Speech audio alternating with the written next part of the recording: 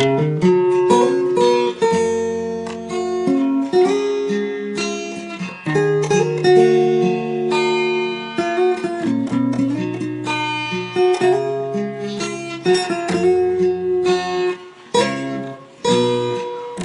phải anh không thấy những điều lắng lo của em mỗi ngày, cũng không phải anh không lắng nghe em sẻ chia, không phải anh không biết em đã phải đổi thay vì anh rất nhiều, cũng không phải anh không biết em yêu anh nhiều thế nào. Tại vì anh đã quá ít nói, chỉ biết lắng nghe. Nếu tình yêu đã thay anh nói tất cả, thật sự anh lo nhiều lắm, sợ cũng nhiều lắm.